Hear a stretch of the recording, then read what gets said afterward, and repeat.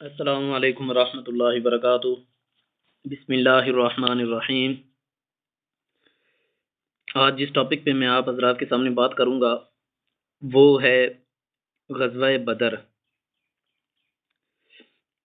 یہ کس دن غزوہ بدر پیش آیا اور یہ کیا واقعہ تھا، اس پہ تھوڑی سی معروضات آپ کے سامنے رکھنے لگا ہوں۔ مدینہ منورہ سے رسول کریم صلی اللہ علیہ وسلم تاریخ ابن اسحاق کے مطابق 8 رمضان سن 2 ہجری بمطابق 4 یا 5 مارچ 624 عیسوی بروز سوموار، اور ابن سعد کے مطابق 8 مارچ 624 عیسوی 12 رمضان بروز سوموار اپنے 313 جانثاروں کے ہمراہ روانہ ہوئے۔ اس مختصر قافلے کے ساتھ صرف 2 گھوڑے، 70 اونٹ، چند زرہیں اور 9 تلواریں تھیں۔ یہ حق پرستوں کا قافلہ سالار انبیاء کی قیادت میں عتیق، ذوالحلیفہ، اولاد، الحبیش، تزبان، قلل، امیس، الحمام، سقیرات، یمامہ، سیالہ، الرحا، شنوکہ، عرق، انطبیہ، سجسد، منصرف، الغازیہ اور وادی رحکان سے ہوتا ہوا صفرا یا وادی زفران میں قیام پذیر ہوا۔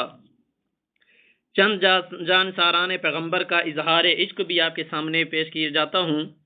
اسی پڑاؤ کے دوران آپ علیہ السلام کو قریش مکہ کے لشکر کی آمد کی اطلاع ملی۔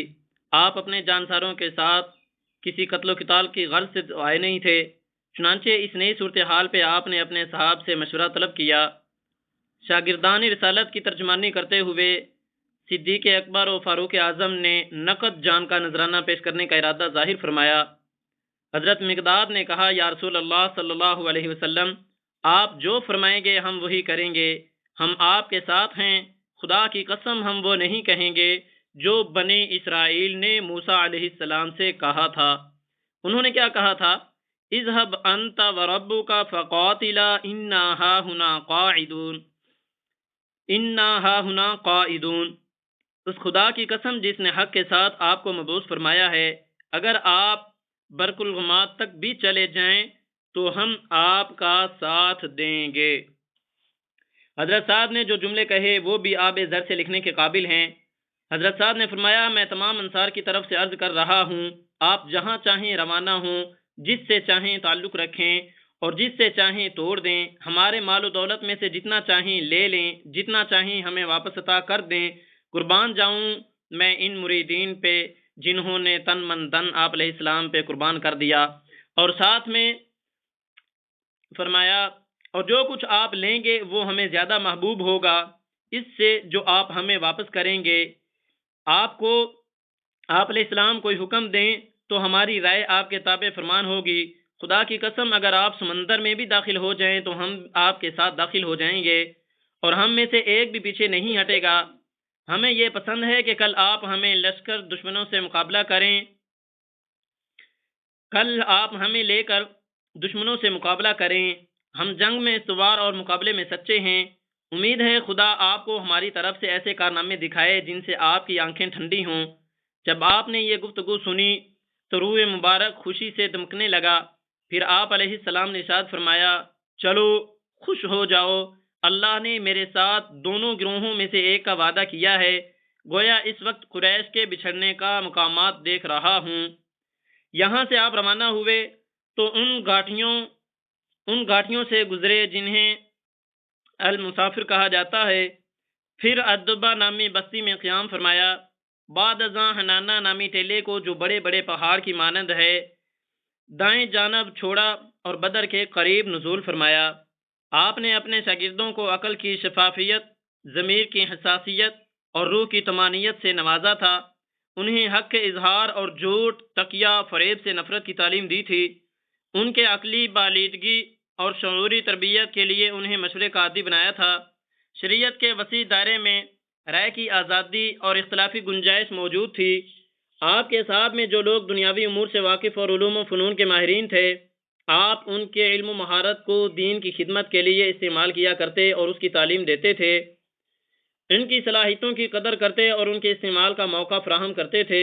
یہی وجہ تھی کہ جب آپ میدان بدر پہنچ کر قریبی چشمہ پہ اترے تو انہیں صحابی حباب بن منذر نے عرض کیا، یا رسول اللہ صلی اللہ علیہ وسلم، اس مقام پر اترنے کا اللہ پاک نے آپ کو حکم دیا ہے یا یہ آپ کی رائے ہے؟ آپ نے فرمایا، نہیں، یہ ایک رائے ہے۔ تو حضرت حباب نے مشورہ دیا کہ یہ مقام ٹھہرنے کے لحاظ سے ٹھیک نہیں، آگے چلیے، ہم اس چشمہ کے قریب اتریں گے جو قریش مکہ کے قریب ہے۔ آپ نے حضرت حباب کی رائے کو قبول فرمایا اور قریش کے قریب والے چشمہ کے پاس پڑاؤ ڈالا۔ حضرت علی رضی اللہ تعالیٰ عنہ سے روایت ہے کہ جہاد والی رات سرور کائنات صلی اللہ علیہ وسلم نے سارے لشکر کو سو جانے کا حکم دیا اور فرمایا، آج کی رات اسلامی لشکر کا محافظ خدا اور اس کا رسول ہے۔ آقا دو جہاں نے ساری رات خدا کے حضور رو رو کر مسلمانوں کی فتح و نصرت کی دعائیں مانگی۔ فجر کی نماز آپ کی امامت میں ادا کی گئی۔ اس کے بعد اسلامی لشکر کی صف بندی کا حکم ہوا۔ اسلامی لشکر 313 افراد پر مشتمل تھا اور مقابلے میں 950 افراد اپنے جنگی ساز و سامان اور تعداد کی برتری کے گھمنڈ میں مغرور، مگر آج کا ایک تاریخی سنہری باب رقم ہونے جا رہا تھا جس کے تذکرے قیامت کی صبح تک جاری رہنے تھے اور جس سے قیامت کی صبح تک آنے والے مسلمانوں کے جذبہ ایمانی کو جلا ملنے والی تھی۔ نبی علیہ السلام نے اپنی 15 سالہ محنت شاقہ اور جدوجہد کا ثمرہ لا کر کفر کے سامنے صف آرا کر دیا۔ اس کے بعد آپ علیہ السلام ایک مرتبہ پھر اپنے مالک و خالق سے التجا کرنے عریشہ پر تشریف لائے، جہاں سے آپ نے لشکر کو کمان کرنا تھا اور خدائے وحدہ لا شریک کے حضور آہوزاری میں مصروف ہو گئے۔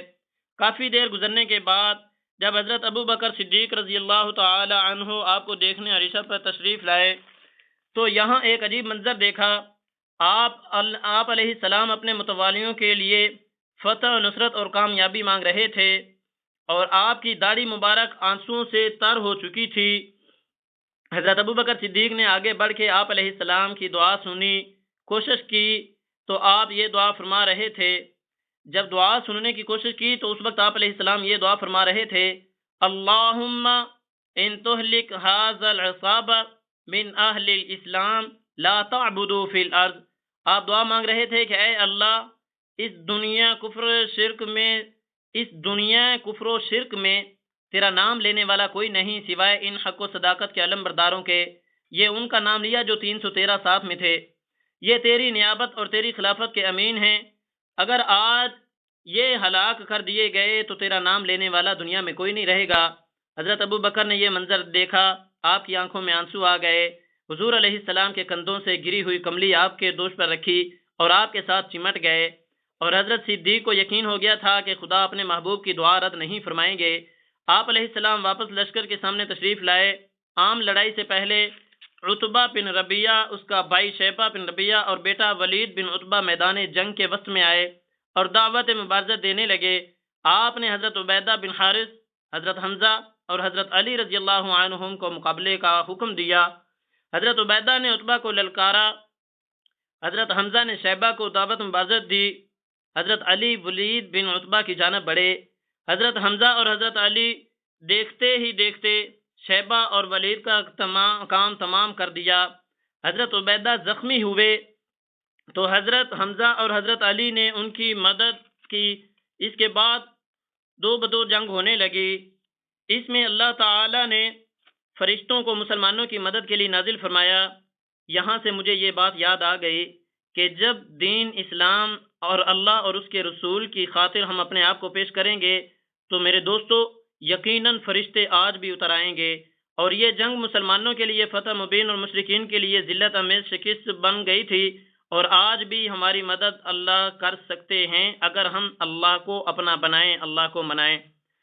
آخر میں پھر یہ ہے کہ جس کے اختتام پر آپ علیہ السلام نے اللہ تعالیٰ کا شکر ادا فرمایا، اس جنگ میں ابو جہل سمیت کفار کے 70 نامی گرامی سردار مارے گئے اور 70 ہی گرفتار کیے گئے۔